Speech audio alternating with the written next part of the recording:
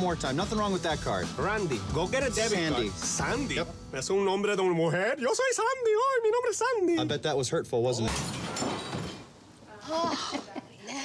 Neck hurts, huh? Let's face it, some people seem to savor unnecessary and unhealthy conflicts.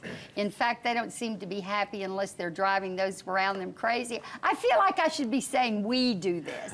So how do you handle this kind of challenge? And I've got a great guy here that I'm just blown away by his books and his advice. His name is Dr. John Townsend, and I've got a little book, it's a little book, with a big information called Handling Difficult People. It says what to do when people try to push your buttons. Do you push back generally? Do you ignore? Do you walk away? Well, the answer is sometimes. And when do you stand and confront?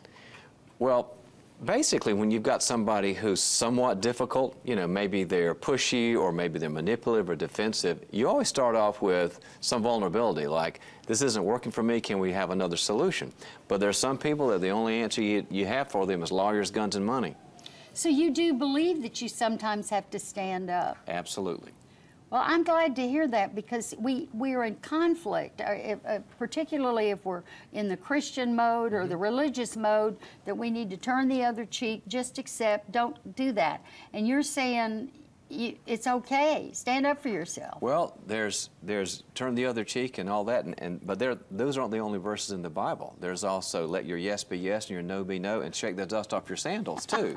So you got to take all those verses in context. You do, don't you? Well, we have a big life. If you've got your money or your health or your finances or whatever, you've got to protect those things, and some people are sort of like, make it hard for you to protect them. You have to make a stand sometimes. All right, and the only thing that holds us back from doing anything, if we don't like where we are, the only thing that's holding us there is our own fear. How do we overcome that? Well, you got to determine the fear. There are basically three fears that keep us not responding well to difficult people.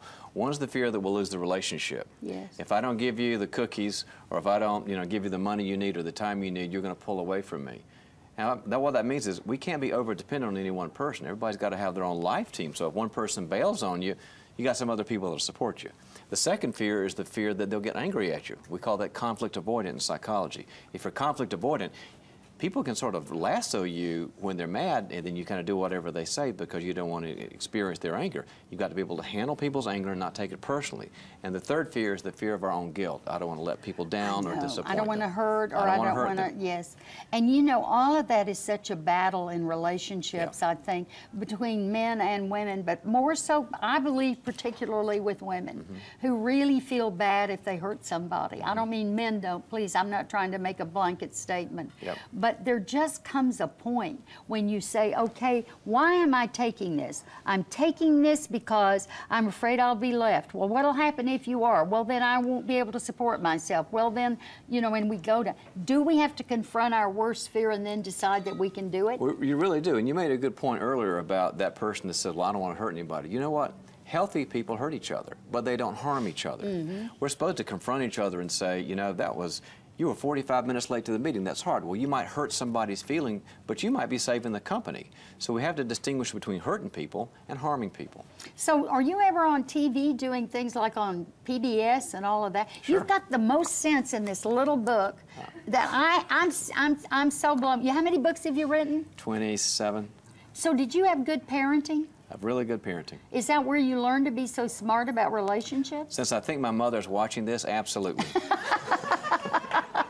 Head to drtownsend.com for details on how to pick up a copy of this book, Handling Difficult People. I'll tell you, it is so worth the read. And can we buy it at any bookstore? Or Amazon. Or Amazon. Thank you. Will you come again when you come to Dallas? And we'll pick another topic, because you sure have helped me a lot. I'm going to go home and beat up my husband. We'll be right back. Our broadcast...